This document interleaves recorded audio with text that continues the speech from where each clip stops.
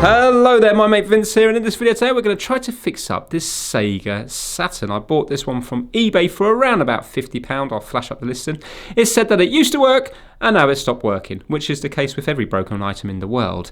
So I paid pretty much a similar price to a working one, but obviously I need a faulty one, and I think lots of people have cottoned on that if you put faulty on eBay you're going to get people like myself and the numerous other YouTube fixers buying it, so we end up paying a similar price to working stuff. I envisage in a few months we'll be paying more for broken stuff than working stuff, which is just this crazy reality that we live in. But there you go, there's not enough broken items in the world apparently.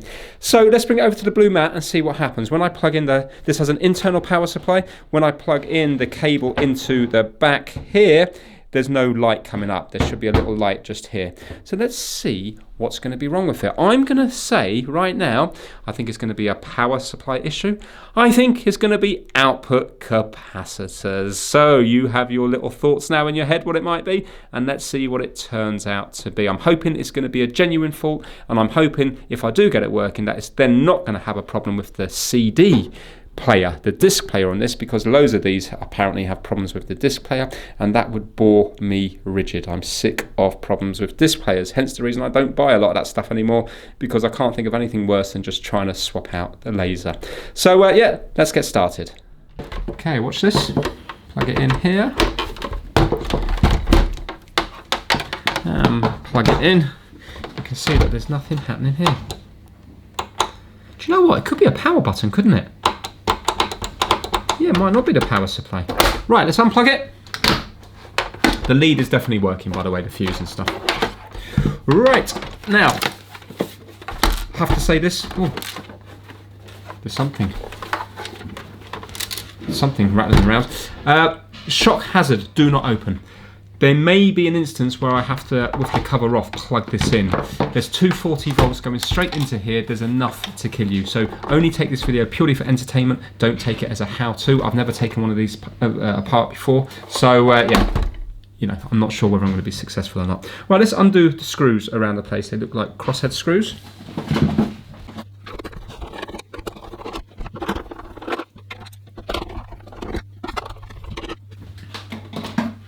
Okay, also what's nice is if you have a look in here, there's a little clock battery here, a CR2032, or in this case DL for Duracell. So yeah, just hidden away in there. Okay, now I have to be careful because I've had it plugged in, and just because it's not working, it doesn't mean that that capacitor still hasn't got enough volts to give you a nasty shock.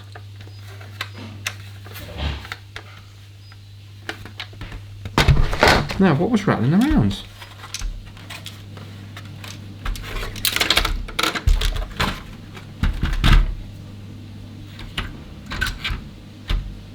Right, well, let's get this out of the way because this is going to cause us problems.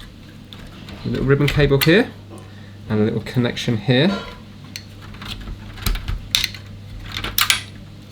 Oh, and another one here as well. What's going on? Oh, is this some sort of... What's that about? Is it just a strap? Looks like a ribbon cable.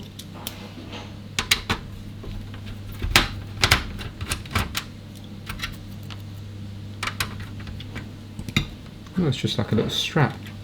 Right, that is now free. Got a crystal here that is very easy to knock. So I'm hoping that's okay. It all looks extremely clean. So it looks like it's been well looked after. So, shall we start on the power button? Looks like we've got two wires going to it just down here. Can you see the two big grey wires? So let's go on there and see what happens when we do that. Metering continuity. So it beeps when there's contact. Right. So we can hear the power button is okay, which I'm happy about because otherwise that would have been boring. Now, it looks like this is the power supply here. And it looks like, can you see there's a board here and it says 9 volts 0.3 amps. Let's zoom in. This is where it's producing the low voltage to feed the board. Let's move that out the way.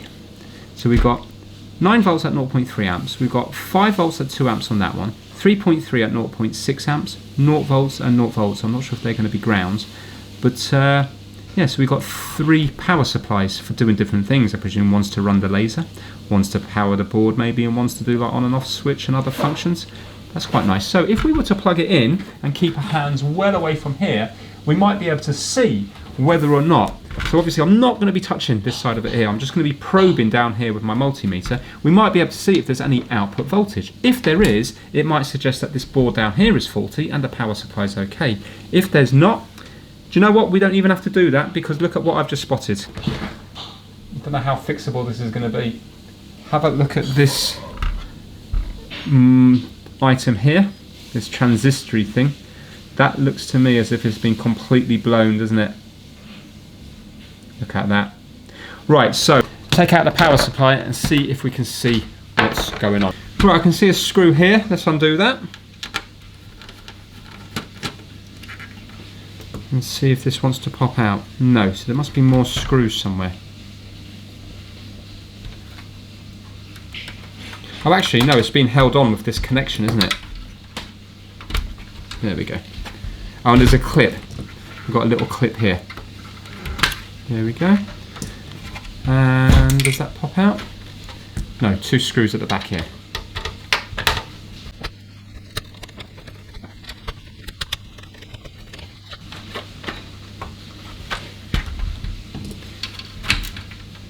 Okay, we're now free apart from this cable here, which goes right the way down to the power switch. So let's undo that. There we go. Now, first things first, let's measure that cap to see if we've got any voltage left in it. Wow, look at that, 300 volts. So you see how you've got to be so careful. That's got 300 volts in it, and look how slow it's dissipating. We're waiting an hour for that to go down.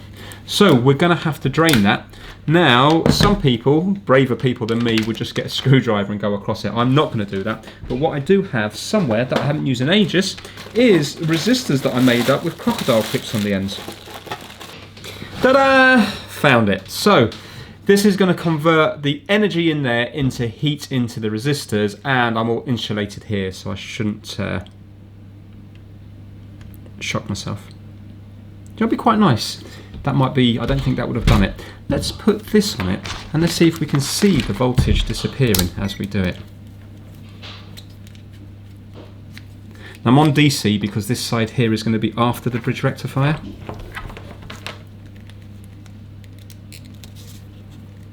Tell you what, can I go, I can just do this, can't I? And it will be the same. So let's see what it's reading. 17 volts, see, did you see it whizzing down there? 2 volts. 1 volt. So now it's completely safe, because all that energy has been converted into heat.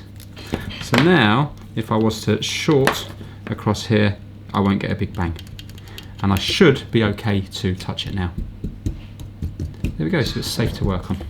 I haven't used that in ages. Right, power supply now. Let's get rid of everything else. Hoping that's all going to work.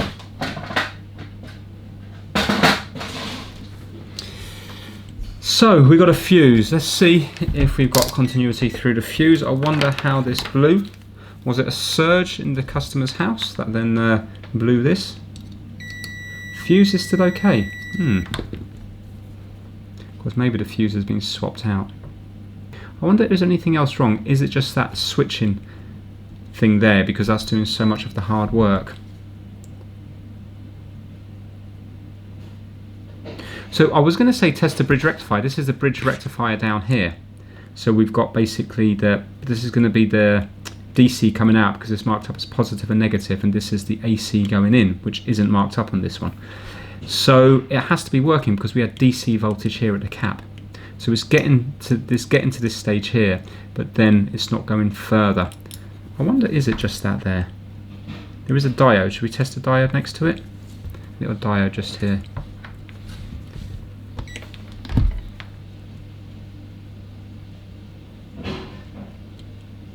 We're getting a reading one way, not the other way. I think we'll unsolder this component here and see what it's actually testing.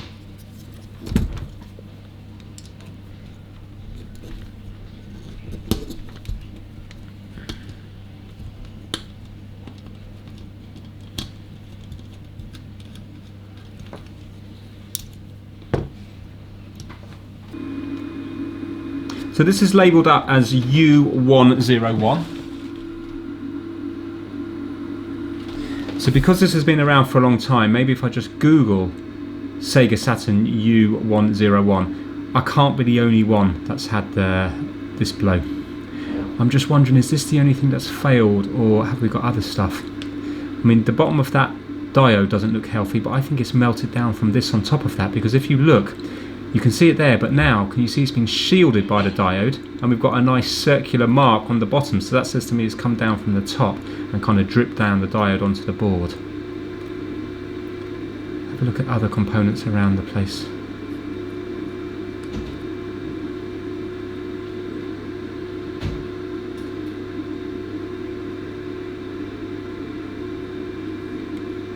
What about this one here? Looks perfect, doesn't it?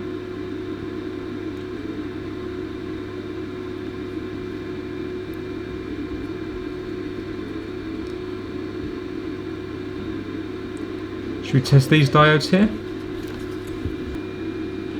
Reading. Reading. No reading. No reading. Right, okay.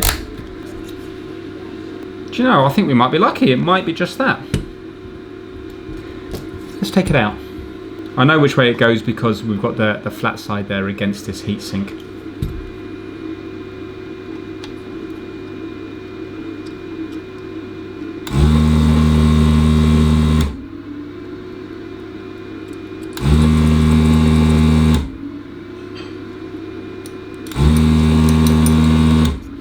Do you know what? That has to be the best 80 or 90 pound, can't remember how much I spent.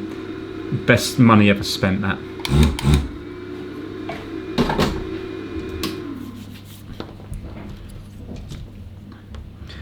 Right, let's put this in our little component tester and see if it's recognised.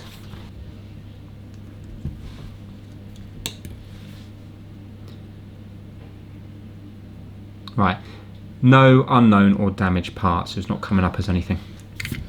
And out of curiosity, I just want to see if there's shorts on it. No, so there's nothing, it's just completely blown open. The same as having nothing plugged into here at all. So we're just on ohms. Nothing there. Nothing there. Nothing there. Nothing there. Nothing there. And nothing there. Right, so it's completely blown open. It's just like having three separate legs. So that says to me then that the way it blew, it might not have blown anything else. Maybe this has just gone faulty as itself, you know, without something else causing this to go faulty. So now I need to find out what this is. I'm going to look at Google for that. How amazing is Google? It's just great, isn't it? It brings up all the forums, all the people talking about it. Apparently it's a common problem for that component to go there.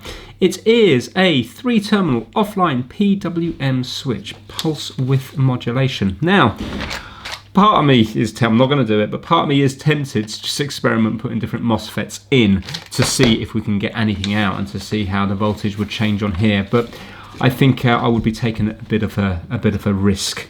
It's not saying here that it's like, you know, N channel or P channel. It seems to be doing more stuff, and I think it monitors the output and then can adjust it and stuff. So yeah, I'm not gonna mess with it. There is a diagram down here. It says drain source control. So maybe there would be equivalents you can put in, but you can actually buy them. So I suppose, what's the point of me experimenting when I can just buy the correct one?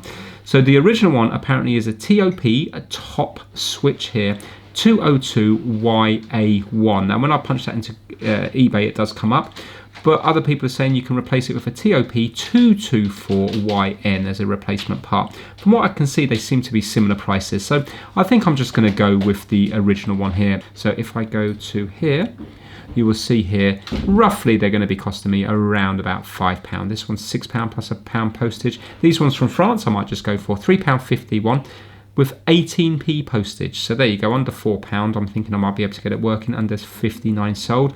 If I was to wait to get them from China, I can get them for £1.60.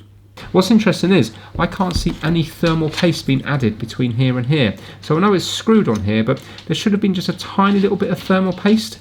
and maybe that's why it's gone faulty, because there was no thermal paste on it, and maybe it's just overheated itself time after time. Right, I've ordered one up from a UK seller because it's just going to be quicker to arrive. It did actually cost £6.98 including the postage, but the reason I went for that one is because the other one said seller refurbished, and I'm thinking, if the other one's going to be new or one that's refurbished, how long is a refurbished one going to last? So I'm sure by doing research I could have got it a lot cheaper. I know it sounds lazy, I couldn't be bothered to do research on it today, so I just clicked it, forgot about it, get it out of my mind, and I'll pick this up another day. Right, okay, so you can see now that black mark's gone by that diode. Interestingly, that little solder point's gone there. Can you see this is loose? But that wouldn't have affected the failure because it was screwed onto this anyway. So, but when I solder the new one in, I will resolder that little leg there. Okay, right. Haha, look at this. It's only a couple of minutes later. I thought, what's shaking in here? And look, you can see the remains of the chip is shaking in here. So that part there is completely blown off. It's a pretty impressive failure, isn't it? And it does say on it, top 202YA1, which is exactly the one that I bought. Yep, just double checking. It's here, so you can see it here. So that's nice. So even if it wasn't Google, I still would have been able to fix it, because luckily it was left in here. So yeah, the seller definitely hasn't been messing around in here or anything like that. It looks like this one is a full-on good eBay buy.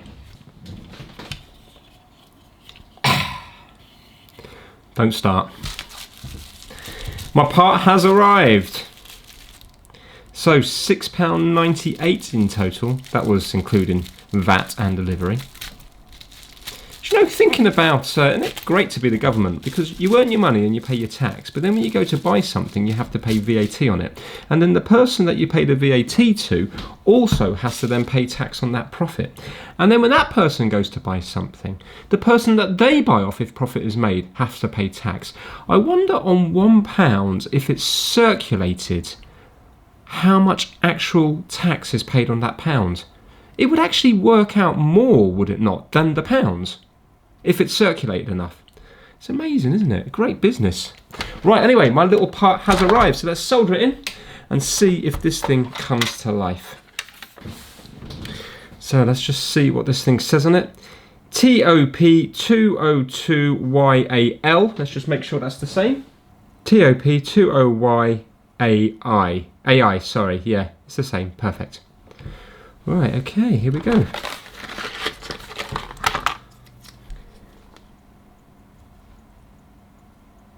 Ah, that's right. Don't say it.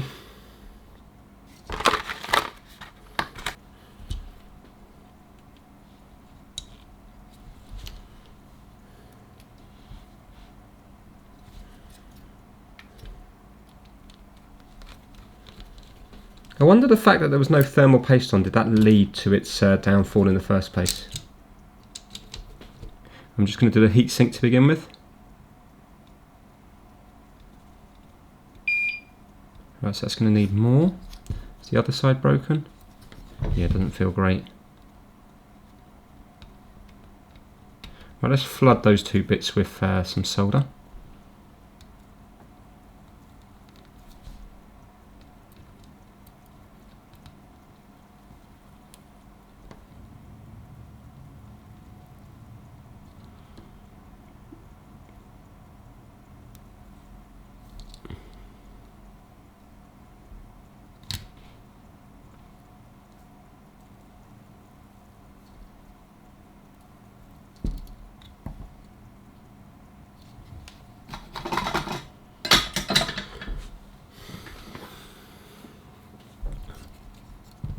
Cut the excess off.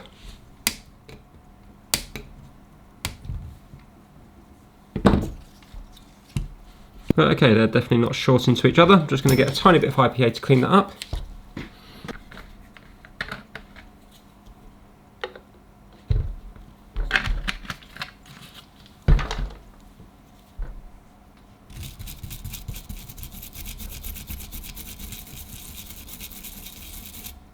Right, okay, let's plug it in. Obviously I'm not going to touch it. And let's see now if we have any voltage on these bits here. Right, nothing's going to short, no. So let's plug that in now. And now we'll try it. Is it going to go bang? Here we go, power on. Is that on or off? That should be on. Still can't see any light down here. Oh, what am I on about? My brain's not working today. I haven't got it plugged into the board, have I? But now I'm thinking we should have power in here. Please, please, please. Result 3.3. This should be 5 volts, and it is, and the next one should be 9 volts. Whoop, whoop. Fantastic, right. Excellent, power supply is working. So I'm going to let that capacitor drain, and then I am going to connect it up, put the screws back in, and then we can bring it over to the big TV and see if it powers on or not. I won't actually turn it on until we get to the big TV. How nice is this repair? This is just like your bog standard, good repair that a lot of people wouldn't attempt to do if they didn't have any previous knowledge, but really is nice and easy once you have a few of these under your belt. Anyway, let's give a shout out to the My Mate Vince Massive. This month the members are kitdigital.com, Kip Hakes, Max Rokotansky, Having Fun Repairs, Will Michaelis, Chris Seal, Felipe at MrKeebs.com, DJ VG, Ellis Garbett, Pixie, Robert from Timsy's Auto Air, Daniel Watson, Zeeks C, and Anthony Dean. Thank you to each and every one of you. And now we are ready to do the final testing. Once we get one more joke about the yellow mat out of the way. Okay, that's all done. Now let's bring it over to the TV and see. Ah! Okay, here goes. Ready? Are we going to get the light? Yes, we are. Result, look at that. Fantastic. Okay, now we just have to see if the actual disc works. So let me get it in. I'll tell you what, before we tune up to the TV, look at that Sega Rally.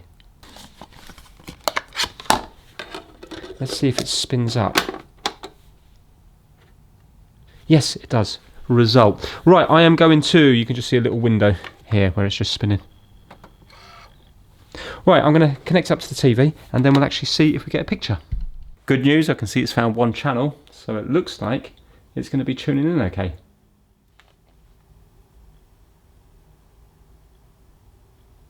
Yay, there we go. What a lovely sight. Who doesn't love Sega?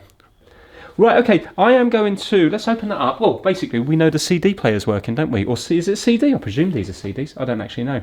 But, yeah, it's obviously working. I just want to see the original boot up. So let me just power down, power on again. I just want to see the Sega Saturn bit. Ah, there we go. 1995. Result. Let's end on a bit of gameplay.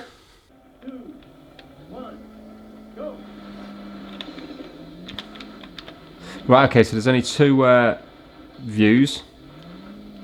And which is brake? That's brake, right. Handbrake? Not sure. Is that handbrake? Don't know.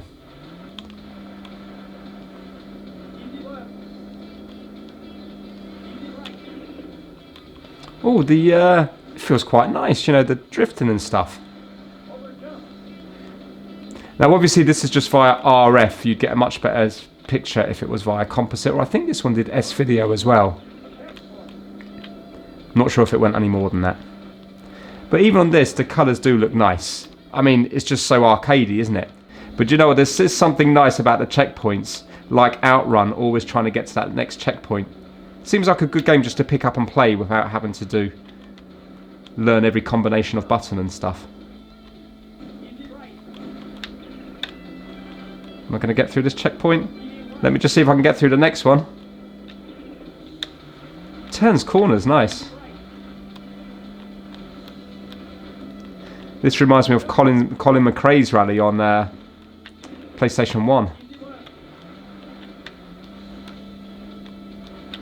I don't think I'm going to do the next checkpoint, I'm all over the place. 12 seconds, come on.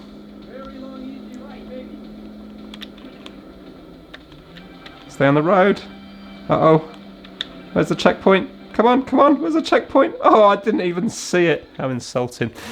Well, there you go. What a nice little fix. Really, that's the kind of dream fix, isn't it? No specialist knowledge needed there. I took it apart and you could physically see that this component was broken. There we have it. A perfect kind of video, really, and an item which is well worth fixing. So that is it. If you enjoyed it, please give it a massive thumbs up, and I will see you all very soon. Thank you so much for watching.